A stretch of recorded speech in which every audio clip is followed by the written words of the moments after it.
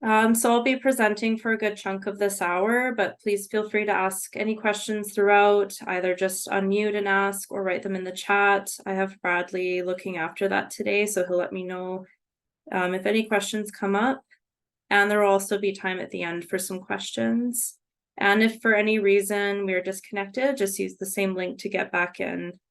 Is there any questions before we begin?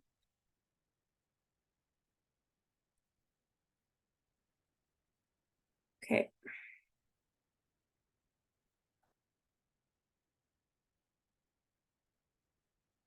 So we have been a part of this program now for a year, and I think it's very important to acknowledge the homelands of all the Indigenous communities that our program has had the privilege to visit and work on. So our work extends to the traditional and ancestral lands encompassing Treaty 6 and Treaty 8 territories that are protected and cared for by the Cree, Dene, Stoney Nakoda, and Nakota Sioux First Nations throughout time immemorial.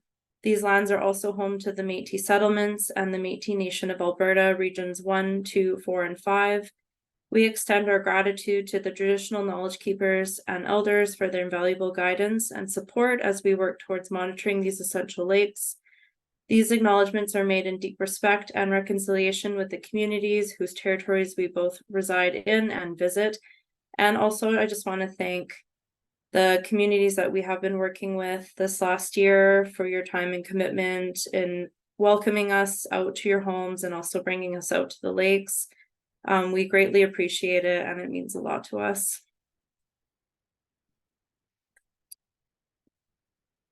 So if you don't know who we are a nonprofit organization established in 1991. We conduct extensive lake monitoring within Alberta, building baseline and long-term databases on many of these lakes. We work closely with volunteers from many different lakes, as well as watershed planning advisory committees, lake stewardship groups, universities, and government. Our funding basically just comes from grants, sometimes in-kind donations and contracts. Our team is small. Currently, there are just 4 of us that will be working over the winter. There's the 4 of us at the bottom screen there. We do employ some seasonal staff that assist with our other programs, but they just finished up with us in October. And how do we fit into the ICBM? We received funding through our own OSM contract. We provide support for participating Indigenous communities with training on the water quality sampling protocols, deliver sampling equipment, and coordinate shipping logistics. We also process and deliver the samples to various analytical labs. We offer online and in-person training sessions, so online like this webinar, but we also, I come out each season, sometimes with another staff member to each community for a visit to support additional sampling, answer questions, and have the opportunity to meet everyone face to face who will be participating in the sampling. You know, I know there can be a lot to remember as we go through all this, so I just want to let everyone know that this is not the last time you will see all this information and that we are available to assist you in different ways. And finally, we do compile data reports and provide support with data management. So just looking at our program design, so we use the YSI Pro Solo probes. These measure for temperature, dissolved oxygen, and connectivity.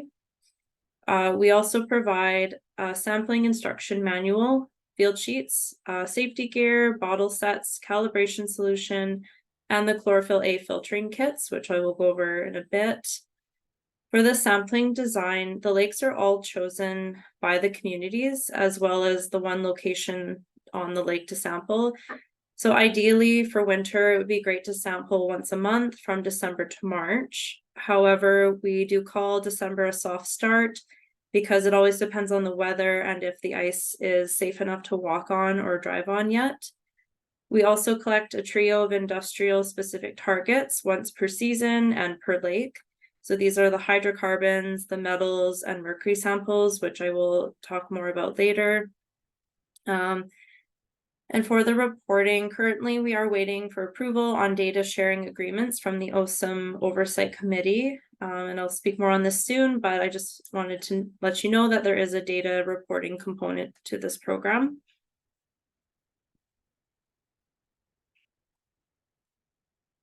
So there's a lot of stuff that our organization does provide to the communities.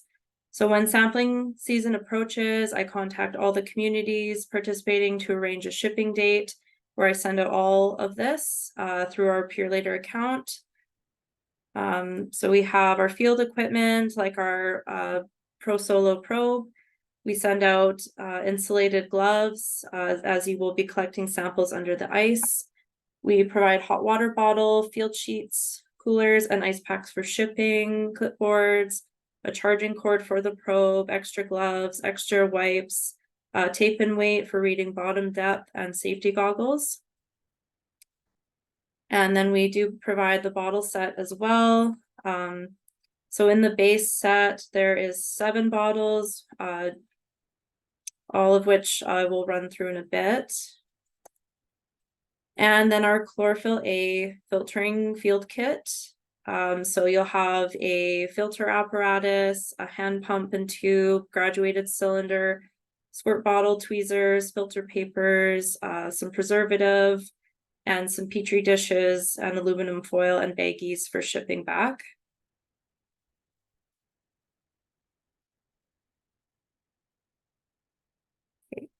So this is our field sheet for the winter. We'll just kind of run through of what's on it. We have our sampling information at the top, so lake name, the date and time, and we have our location name. So this is kind of a reference point on the lake that we can use to match the GPS points that are also taken from you when you go out.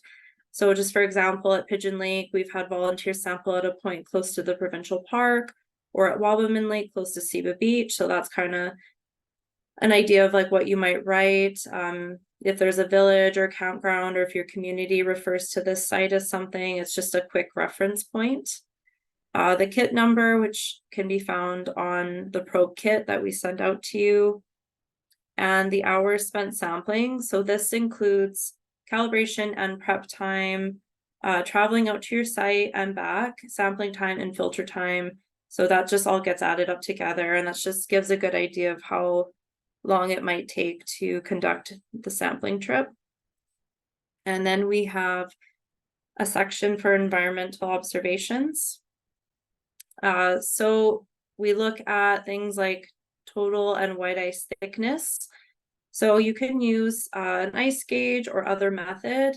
Some have been using a measuring tape or the tape and weight that we provide. We're currently trying to figure out a better mobile measuring method. If anyone even has some ideas, love to hear them. Just to measure the ice from top to bottom. For those who may not know of what white ice is or what it might look like, there will be pictures in the manual provided, but it's essentially a layer when the snow accumulates onto the ice and melts and then refreezes. It's going to look a little more opaque or solid in color from that more clear black ice below. And then we look at snow coverage. So we've kind of provided different array of boxes. You can choose more than one, obviously. You know, as the lake could be completely covered in snow, but snow drifts could still be present or standing water. So it's just an idea of what the lake's looking like that day. We do look at water color. If none of those boxes apply, just write in what you see. Same for water clarity. I left this box open for observation, as it can be difficult to like categorize water quality into like check boxes. So I just wanted to leave it as to what you observe. Is it clear, cloudy? Is there particles in the water? That kind of thing. Odor after you auger the hole. Is there a smell? Most lakes likely won't, especially in winter. Some do, so it's just good for us to know. And then our GPS coordinates. So these are very important. We would really appreciate those being written down once you get to your site. Obviously, it's good to know where you're sampling on the lake. And then we can associate all that data with that location. And then I did also include a fish section. It's just an additional space I added. I know there's a lot of concern about the fish and fish habitat with some of the lakes, so I just wanted to provide a space for those observations if you do happen to fish at the same time. I'm also open to feedback. If anyone has any additional suggestions of what should be included on these field sheets. And then finally, just at the bottom here, we have a space for our probe calibration, which I'll go over pretty soon. So this is where you would record those values for the dissolved oxygen and connectivity calibration.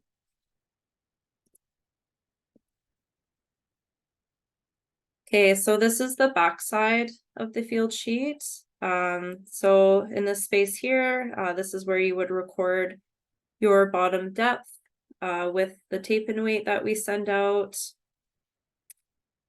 And then just that big box up top, that's where you would start recording your temperature and dissolved oxygen and connectivity readings. So those are taken with the probe, and you would start at a 0.1 meter level. So it's just essentially the surface water.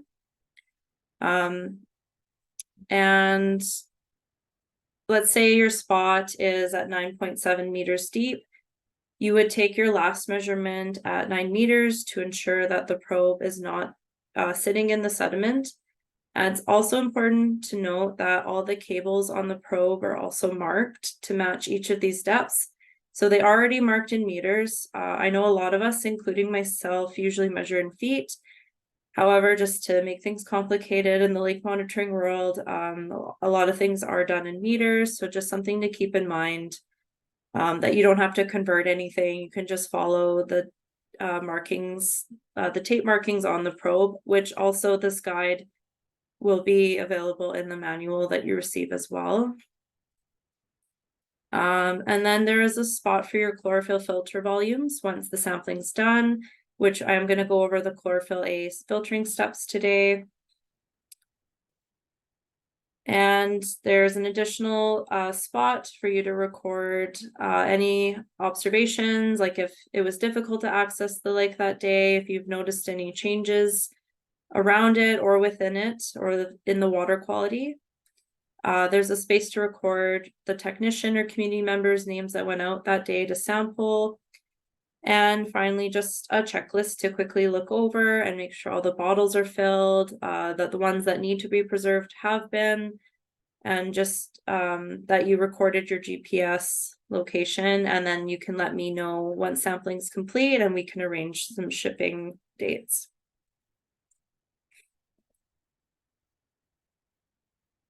So I just wanted to talk about what your day would look like when you do the lake monitoring.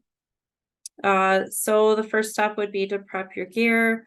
So fill up the hot water bottle that is provided, that gets placed in your YSI probe kit. This is just to keep the probe from freezing and getting damaged. Freeze a couple ice packs for shipping later on. Bring a GPS unit or phone to collect coordinates at your site. Be sure to pack an auger and shovel. Make sure your probe battery is charged. Bring a small cooler with a bottle set out. And ensure you have your winter field sheets and the winter instruction manual with you. Also, I just wanted to do a quick check-in. Did anyone have any questions regarding the field sheets?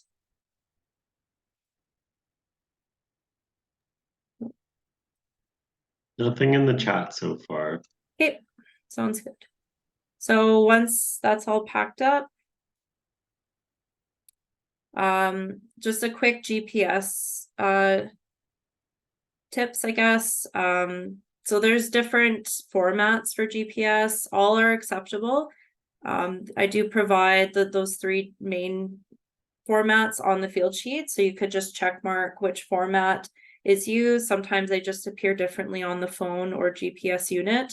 They can be converted too, so just record what is on your GPS unit or your phone app. Be sure to record as many digits as possible. And there's a page in the manual that you can record your GPS coordinates and refer to them for the next time you go out. I also know that service can be very low or non-existent at some of these lakes. So what I've done before is I've gone onto my Google Map app and it'll show you where you are standing on the lake, and I just screenshot that. And then once I'm in service, I can go back into Google Maps and kind of try to match as closely as I can where my marker was that we were. And then that just gives you an approximate location. So it doesn't have to be exactly on point, but the important thing is to just please send coordinates, because some of the labs do ask for them, and it also just helps us to build a database for your lake. So the next step before you go out would be to calibrate your probe. So there's two things that we do calibrate, that is dissolved oxygen and connectivity. Depending how close you live to your lake, this could be done in the office if you're not too far away. This can also be done in your vehicle once you get to the lake. We recommend just doing it somewhere comfortable and warm. You don't have to be out on the ice to do this, but you can if you want as well. So I'm just gonna run through these steps of how to calibrate. Okay, so for starting with dissolved oxygen, so there's 3 parts to the probe. There's the gray sleeve, a metal guard, and then your actual sampling probe. So just remove the gray sleeve and the metal guard to start. Gently dry the surface tip of the probe with a clean tissue. There is a yellow sponge in that gray sleeve.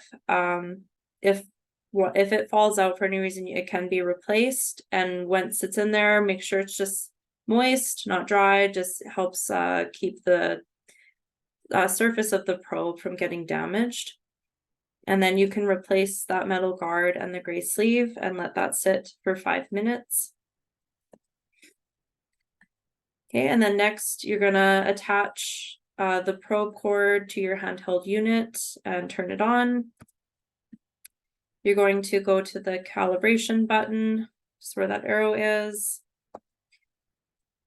You're going to choose the first option, which is the ODO.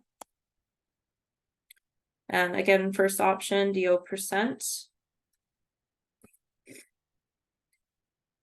Okay, so it's going to bring you to this screen and it's going to give you a barometer value. There is a spot on your field sheet to record that just at the bottom. And then you also see a little black box down there with 2 lines. So we want those 2 lines to be stable and relatively straight. What you don't want to see is big fluctuations or peaks. So we usually give it about a minute or until those lines reach the end of the box. Okay, and then once those lines seem stable, you can choose accept calibration. It will say calibration successful in the bottom, and then you can just press escape and return to the home screen. And then you're going to do your connectivity. So if you haven't already, yeah, you can keep the gray sleeve off. We do send the connectivity calibration solution, and you're going to also take that graduated cylinder that's sent, and you can pour some of that solution into your graduated cylinder. There is a value that will be written on the bottle there, and we're going to be using that once on the handheld unit. And that's where the calibration or the connectivity sensor is located, whereas the dissolved oxygen sensor is actually right on the tip. Sorry. Okay, so we're going to put the probe in the graduated cylinder. You can top up with the calibration solution until that sensor is fully immersed, and then we're going to let that sit for 5 minutes. And then at the bottom of your field sheet is where you can also write that number. So if, for example, this one was 987, so you'd write that in that little box on the field sheet. Okay, and then going back to the handheld, you'd press the calibration button again. This time you'll choose connectivity. And then the first one, the specific conductance. And it'll take you back to that similar screen to the dissolved oxygen. So this one, we do have to change the calibration value. So you'll just go into there and you'll change it to what was on that bottle. So with that example was 987. So you would change it to that and then wait 1 minute. And we're just looking for those stable lines again. And once those are good, you'll choose accept calibration. You can go back to the home screen and put your gray sleeve back on, and your probe will be ready to take out. If you're doing 2 lakes in a day, you don't have to calibrate each time. But if you were doing a lake on a separate day, then you would recalibrate for that day. Any questions on the calibration?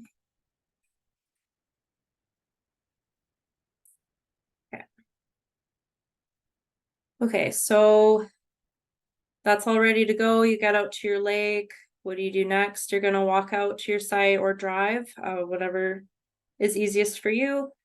You're gonna bring your auger and make a hole, and then you can record your GPS coordinates on the field sheet, use the tape and weight to measure the bottom depth and record that on the field sheet.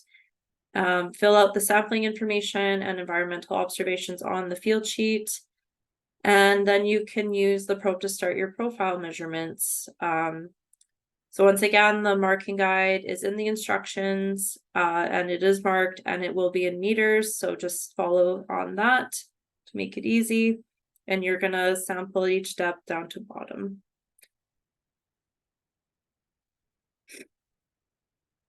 Okay, and then you're gonna collect all your bottles. It's pretty much the same procedure for all of them, so I won't spend too much time, but some key points. Just make sure to label your bottles before dipping them into the lake. Once they get wet, Sharpies are just really difficult to use after. And an important thing, just to triple rinse all of your bottles. This is just field quality control test and just to reduce contamination. So we have our G2 preserved. This is the only bottle that gets preserved with sulfuric acid. So we do provide safety goggles and gloves if you feel more comfortable to wear those. So just note that this one does have a preservative. It will be attached to the bottle as well. Just make sure when you're dipping the bottle into the lake, just remove the little vial, and then that can get added on after. So we also collect for isotopes, so hydrogen and oxygen isotopes, and this just looks at groundwater connectivity. We have our G2F bottle looking at total dissolved phosphorus, dissolved organic carbon. We have our routine looking at a bunch of different things like connectivity, pH, chloride, nitrite, and nitrate. We have our G1 TSS bottles looking at total suspended solids. Our microcystin, where we collect for looking at the microcystin toxins or for like blue-green algae. For the microcystin, we just recommend filling it just 2/3 full because this will get frozen once you get back. And then it tends to expand and explode if it's really full. So just leave a little bit of headspace in there. And all these bottles, as you collect them, they can just get put back into your cooler as you're going. And finally, we collect for chlorophyll A, so it's looking at photosynthetic activity in the lake and looking at the different algae communities. You will be filtering the water from this bottle, which I will go over soon, the different steps. So as I mentioned earlier, we also collect industrial specific targets once per season per lake. So I bring these bottles out when I come out to visit and we actually collect them together. The reason I bring them out with me is because some of the bottles, specifically the mercury and methyl mercury, have a very quick hold time. So they need to get to the labs right away. So it's just it's worked out well, and it's just easier that I bring out the bottles and I can bring everything back to the office, even the regular set that we collect that day. And then essentially just scratch off another month, and you don't have to worry about making a shipping trip to send the samples out to us. So we collect for the metals, looking for contaminants that would affect drinking water as well as human and wildlife health. We look at the PAHs, or polycyclic aromatic hydrocarbons. So these are just a class of contaminants that are found in gas, coal, and crude oil, and can cause a lot of health issues if found in exceedance. And then we also have mercury, which we can cause neurological damage to fish, wildlife, and humans. So these are important parameters that we want to sample for, given that it's in the oil sands regions, and make sure there's no red flags on these. Is there any questions about any of the bottles or the sampling procedure?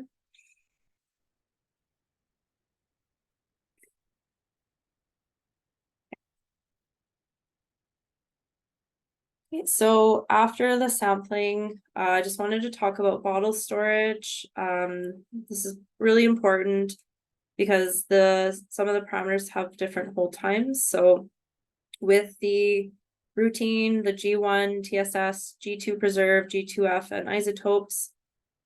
Actually, sorry, I think isotopes are stable enough for a long time, but for those 4 other bottles, those have a 3-day hold time from when you collect. So these bottles must be stored cold, not frozen, in a fridge. So don't put these ones in the freezer.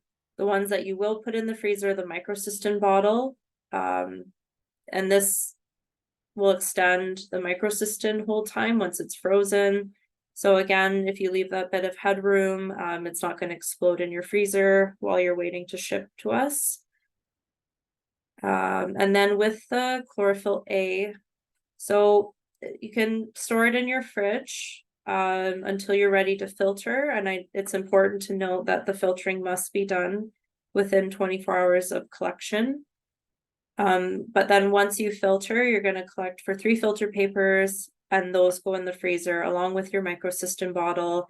And then once you're ready to ship back to us, before that 3 days hold time is up, then everything can go in one cooler with some ice packs, because we want to keep our samples cold while they travel. And yeah, I think that's it.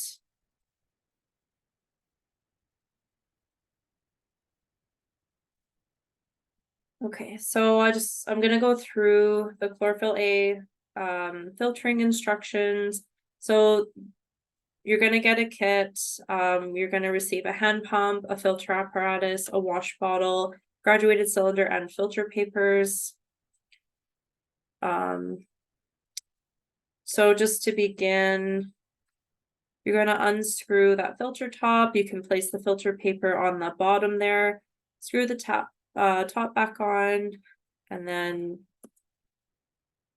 begin. So lots of instructions.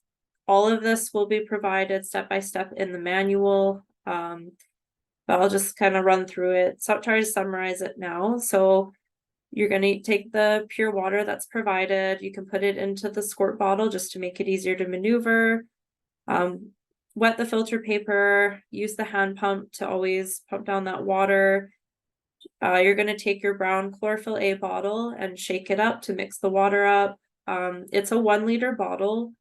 So what we recommend, because you need to get 3 filter papers from it, that we don't filter more than 300 milliliters per paper, just so everything is consistent. With winter, usually you'll likely be filtering more of the water, maybe closer to that 300 mils, because there's less algae productivity. However, you could start at like 50 milliliters or 100 milliliters to start, because we just want a little bit of color on the filter paper. So if you're not unsure where to start, just start at 50 or 100 milliliters. If you don't see any color, then you're going to re-pour another 100 milliliters. You can pump that down and look, and then you can always unscrew that top just to look for color. We do recommend filtering in a darker space, at the very least out of direct sunlight. So you can go home or to your office, get comfortable and be warm, and set this up to do it. And these are 500 milliliter filter apparatuses, so they are going to get full as you go. So you can unscrew that top, take the bottom off, and dump it outside. Please just don't dump the water down the drain. This just reduces the risk of invasive species getting into our water systems if they are present. So once you've done your first filter paper, and let's say you've filtered 200 milliliters, you're going to do a rinse with your pure water, triple rinse, and you're going to add 3 drops of the magnesium carbonate that's provided. So that's just the preservative to keep the sample from degrading. And then using your tweezers, you can fold the filter paper in half twice. So just avoid touching any portion of the paper that has the chlorophyll on it. You can place the folded filter paper into a petri dish, and there will be labels provided. Please fill them out. It just makes it easier when I receive them, just to know what samples which, how much was filtered, because I need to send that off to the labs as well. Also for the location, date, and time. And then wrap it in the aluminum foil just to protect it again from that direct light. Okay. So then you're going to do everything twice more for a total of 3 filter papers.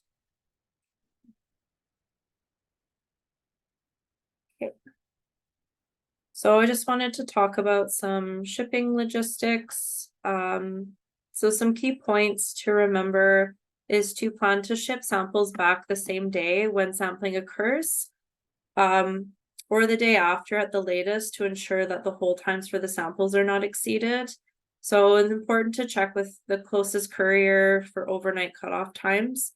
We use Purelator a lot, so just at that bottom right picture, there will be a shipping slip provided that will have our Purelator account number on there, so you can use that to ship samples back. You don't have to pay for them, and then it also has like our office address and contact information. So that'll come with your kit. You can hold on to that all season to refer to. I also, if you could please send a copy of the field sheet with the samples. You can absolutely keep a copy for yourself. I just need a copy, and then you can either email or text a copy to myself as well. Again, it just helps get that information to me a lot quicker. And it's important to send the samples with a couple cold ice packs. And also to please email or text a picture of the tracking number. Again, Purelator is pretty good, but sometimes things get lost or winter roads get kind of icy and sketchy. So it just helps me to track the samples, and then I can be at the office for when they arrive and deal with them right away. But with some of the courier cutoff times, I know in Lac La Biche, for example, I think the cutoff time is noon, and then other places like Fort McMurray are 5 or 6 o'clock. So it's just good to keep those in mind when you're planning your sampling trip.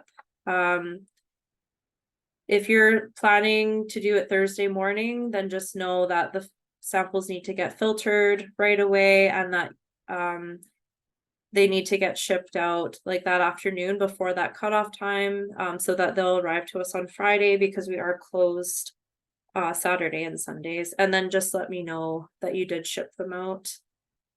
Anything else? I think that's it. Any questions about shipping?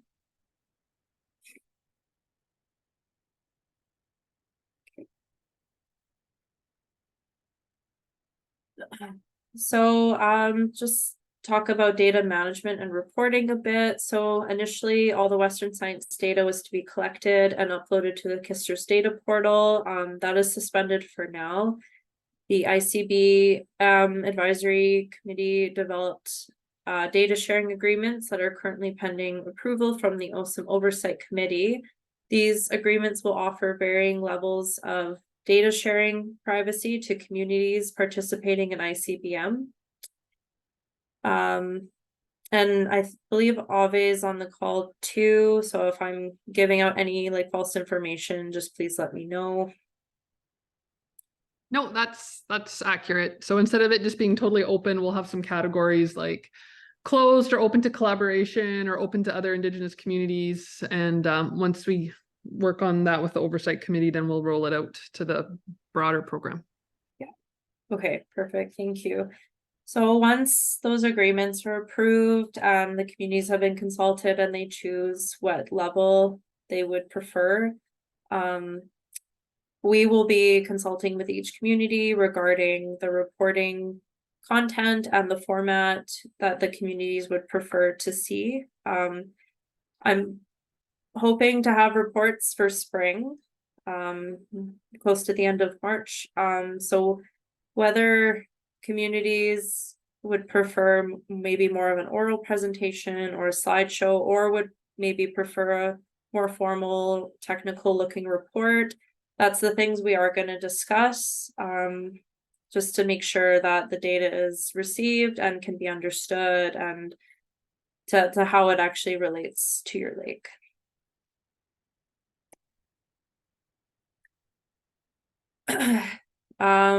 So yeah, just some considerations for winter. Again, just sampling, aiming to sample between the Sunday to Thursday. Just ensure that the samples are not being shipped on the weekends and won't exceed the whole time. So keeping that 3-day whole time in mind, and that choosing overnight shipping so that they can get to us as fast as possible. Aiming for 4 sampling trips per lake, so that's about once per month. Again, with December being unpredictable, we could always look at sampling at the beginning of a month and then at the end of the month to like make up for that lost time. We recommend at least 2 weeks between each sampling trip, but that's not a hard and fast rule though. That's just to provide some variation between the data. And then just to note that our office and the labs will have closures between December 22nd to January 2nd for Christmas and New Year's. Usually the labs will send out their holiday schedule. If in between Christmas and New Year's, you're like, this is the best time for me to go, just please contact me before, because I can check with the labs if maybe they would be open or if they have limited hours, just to arrange something. And then I can also like plan to be at the office if need be. So just let me know beforehand. And then site selection. So currently for this winter, we can support communities doing 2 lakes. So start thinking about which lakes you'd want to prioritize, and then your 1 site on each lake, and just things to consider. Where is it easy to access? Maybe some traditional fishing sites, areas of concern. An important consideration for winter is that you do need an auger to sample, which can be purchased through with your OSIM work plan if you don't already have one. And then community questions. So really considering what you want to know about your lake. Obviously, there's been changes that have been felt and seen through the years regarding the lakes you use. So changes like lower water levels, an increase in blue-green algae blooms, which for some lakes can result in more health advisories. The color and appearance has maybe changed. Maybe there's more vegetation present now because certain spots have lower water levels. And of course, fish populations may look and taste different now. So even considering your access to the lake, it might have been disrupted now from industrial development. So looking at all these things, what kind of questions are you wanting answers for? It's important for us to know these things because we want to provide what we give right now is a standard program that covers a lot of parameters for sure, but still is more of a generalized look to determine lake health. So we are really wanting to help build an enduring and self-sustaining lake monitoring program for you that can help answer a lot of these questions, hopefully. So when you are prioritizing which lakes to sample, and maybe even more specifically the locations on the lake, are you wanting to just get baseline data at a couple spots over the next few years? Are you wanting more of a long-term trend look at one location because maybe that's your community's traditional fishing site? So this program was designed to collect samples once a month per season. So that's 4 sampling trips total. So if you're planning to sample at 2 lakes, then that's 8 sampling trips total. So I think it's nice about the lake monitoring. The time commitment is not as large as opposed to fish or sometimes even the wildlife camera work, as you are only going to 1 or 2 locations. And once you are on the ice, the sampling itself only takes half hour to 45 minutes. But I know that everyone's schedules become very busy once you have other projects happening and other jobs to do as well. So sometimes trying to complete 8 sampling trips, if you choose to do the 2 lakes, can be difficult. And I would say that even aiming to complete 3 sampling trips per lake at the very least is great. Ultimately, though, this data is for you and your community. It's to help answer your questions. And only grabbing 1 sample at a lake in each season, any data it's very valuable, but it only gives us like a snapshot in time of what that lake looks like that day, and it's not capable of telling us very much about why these changes might be happening. So, and it can be hard to compare it between seasons or other lakes.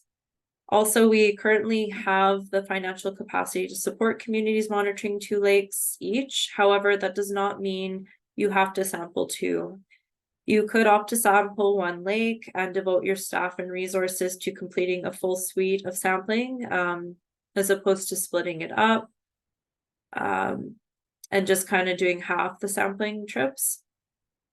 So these are just all things to keep in mind if you already are participating or are considering applying to do this work in the future. Lake monitoring is really fun, it's relatively easy, and it is flexible with schedules, but should be maximized as much as possible to get a really good idea of what is happening in the lake currently and to assist in mapping out its future as well. But again, at the end of the day, this data is for you and this program is to support your monitoring goals and questions. So please just keep me in the loop as to what you want to do. Myself and my colleagues are always available for questions. So there's my contact information. We can discuss the sample and kit shipments or picking up in Edmonton if you prefer for this winter, if you are coming back to us this year. If you already haven't shipped back equipment from the summer, please do so. I'm going to restock everything. I'm going to take a look at the probes, make sure they're in working order and ready to go for the winter. Let me know if there's any extra supplies that we're going to need between the probes and the bottle sets, augers, GPS units, ice safety equipment, sleds, etc. And an ICBM Summer Lake survey will be sent out to current participating communities soon. So please complete it when you can. This feedback's really valuable to me. It helps us to identify any gaps or just things that aren't working and that we can adapt for in the next season. So we really appreciate that feedback. Okay, with that, again, my name is Kirsten Perrin. I am the ICBM program coordinator, and there's my email down below. You can also visit our website. We do have an ICBM webpage with information on it. And yeah, I'll take any questions now.